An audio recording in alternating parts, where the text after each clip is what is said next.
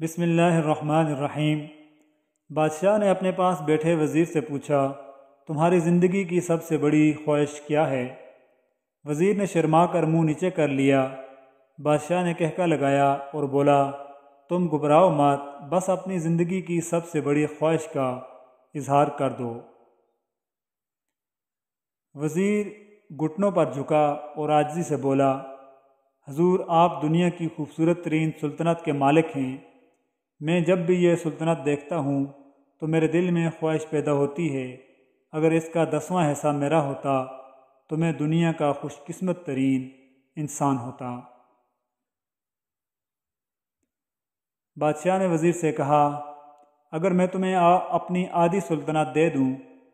تو وزیر نے گھبرا کر اوپر دیکھا اور عاجزی سے بولا، بادشاہ سلامت، یہ کیسے ممکن ہے؟ میں اتنا خوش قسمت کیسے ہو سکتا ہوں؟ بادشاہ نے فوراً احکامات لکھنے کا حکم دیا۔ بادشاہ نے پہلے حکم کے ذریعے اپنی آدھی سلطنت نوجوان وزیر کے حوالے کرنے کا فرمان جاری کیا۔ دوسرے حکم میں بادشاہ نے وزیر کا سر قلم کرنے کا آرڈر جاری کر دیا۔ وزیر دونوں احکامات پر حیران رہ گیا۔ بادشاہ نے دونوں احکامات پر مہر لگا دی اور وزیر کی آنکھوں میں آنکھیں ڈال کر بولا، تمہارے پاس 30 دن ہیں۔ تم نے ان 30 دنوں میں صرف 3 سوالوں کے جواب تلاش کرنے ہیں۔ اگر تم کامیاب ہو گئے تو میرا دوسرا حکم منسوخ کر دیا جائے گا اور تمہیں آدھی سلطنت مل جائے گی۔ اگر تم ناکام ہو گئے تو پہلا حکم خارج سمجھا جائے گا اور دوسرے حکم کے مطابق تمہارا سر اتار دیا جائے گا۔ وزیر کی حیرت پریشانی میں بدل رہی تھی۔ بادشاہ نے اس کے بعد فرمایا، میرے 3 سوال لکھ لو۔ نمبر 1، انسان کی زندگی کی سب سے بڑی سچائی کیا ہے؟ نمبر 2، انسان کی زندگی کا سب سے بڑا دھوکہ کیا ہے؟ انسان کی زندگی کی سب سے بڑی کمزوری کیا ہے؟ بادشاہ نے اس کے بعد بلند آواز میں فرمایا، تمہارا وقت شروع ہوتا ہے۔ وزیر نے دونوں جوتے اٹھائے اور دربار سے دوڑ لگا دی۔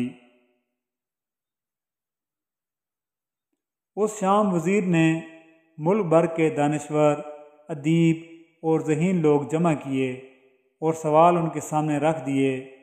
ملک بھر کے دانشور ساری رات بحث کرتے رہے، لیکن وزیر نے دوسرے دن دانشور بڑھا دیے، لیکن نتیجہ وہی نکلا، وہ ہر روز دانشور بڑھاتا رہا۔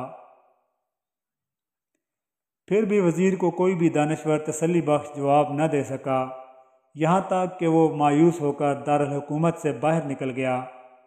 وہ سوال اٹھا کر پورے ملک میں پھرا، لیکن اسے کہیں سے بھی کوئی تسلی بخش جواب نہ ملا۔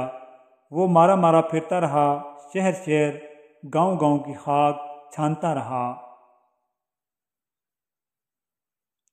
شاہی لباس پھٹ گیا، پگڑی ڈھیلی ہو کر گردن میں لٹک گئی، جوتے پھٹ گئے اور پاؤں میں چھالے پڑ گئے، یہاں تک کہ شرط کا آخری دن آ گیا۔ اگلے دن اس نے دربار میں پیش ہونا تھا۔ وزیر کو یقین تھا کہ یہ اس کی زندگی کا آخری دن ہے۔ کل اس کی گردن کاٹ دی جائے گی اور جسم شہر کے مرکزی پل پر لٹکا دیا جائے گا۔ وہ مایوس ہو کر دارالحکومت کی کچی آبادی میں پہنچ گیا۔ آبادی کے ایک کونے پر ایک فقیر کی جھونپڑی تھی۔ وہ گرتا پڑتا اس جھونپڑی تک پہنچ گیا۔ فقیر سوکھی روٹی پانی میں ڈبو کر کھا رہا تھا۔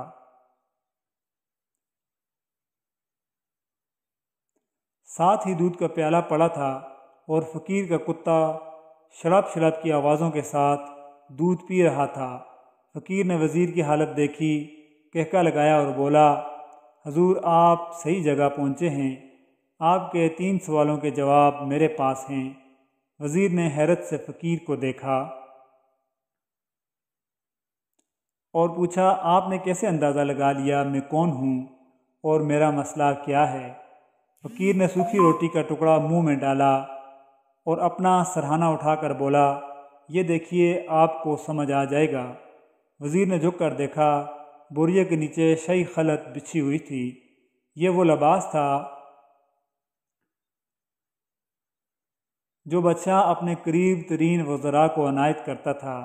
فقیر نے کہا، جناب علی، میں بھی اس سلطنت کا وزیر ہوتا تھا، میں نے بھی ایک بار آپ کی طرح بادشاہ سے شرط لگانے کی غلطی کی تھی، نتیجہ آپ خود دیکھ لیجئے۔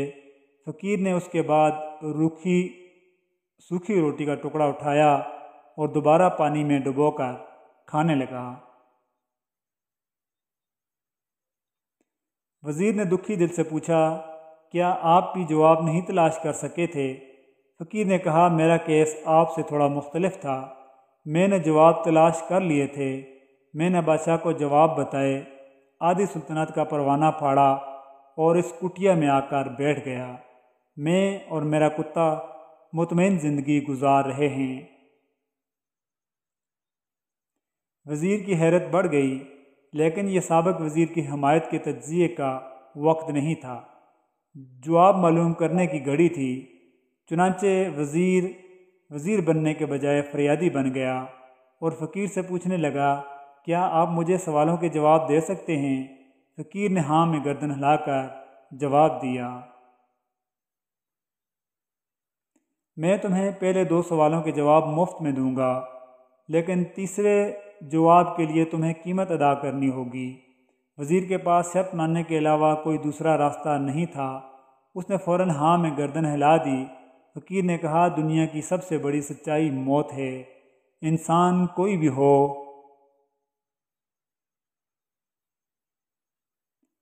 کچھ بھی ہو، وہ اس سچائی سے نہیں بچ سکتا۔ دوسرے سوال کا جواب یہ ہے کہ انسان کی زندگی کا سب سے بڑا دھوکہ زندگی ہے۔ ہم میں سے ہر شخص زندگی کو دائمی سمجھ کر اس کے دھوکے میں آ جاتے ہیں۔ فقیر کے دونوں جواب ہی درست تھے۔ وزیر سرشار ہو گیا۔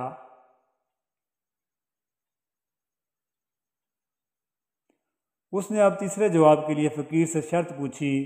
فقیر نے کتے کے سامنے سے دودھ کا پیالہ اٹھایا، وزیر کے ہاتھ میں دیا اور کہا، میں تمہیں تیسرا سوال کا جواب اس وقت تک نہیں دوں گا جب تک آپ یہ دودھ نہیں پیتے۔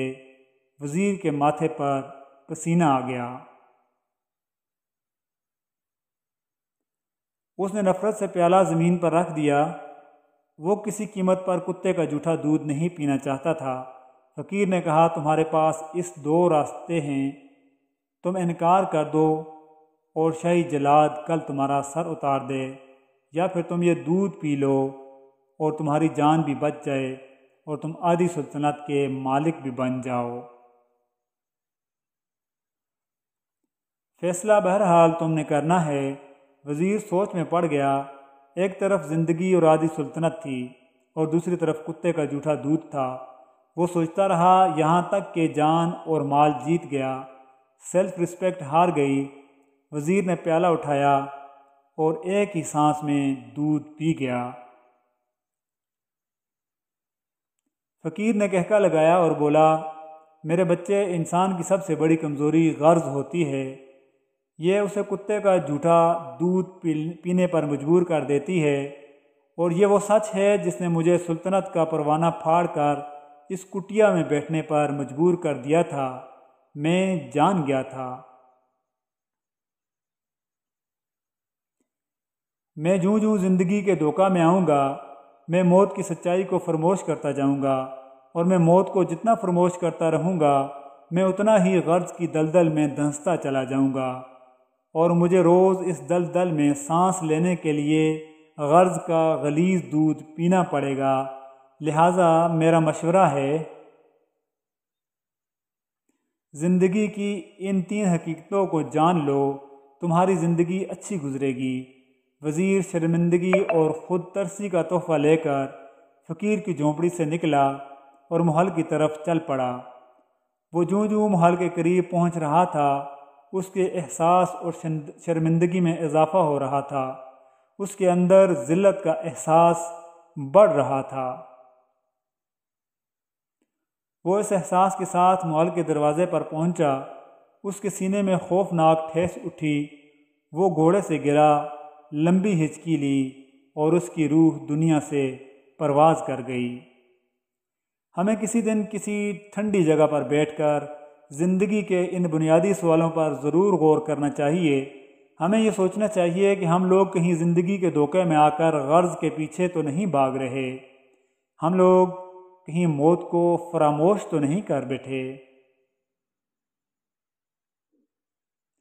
بزرگ فرماتے ہیں کہ ایسی عورت سے شادی کرو جس عورت کے چہرے پر غصے کی حالت میں بل نہ آئے اور ہر حال میں صابر اور شاکر ہو، وہ آپ کو دولت سے مالا مال کر دے گی۔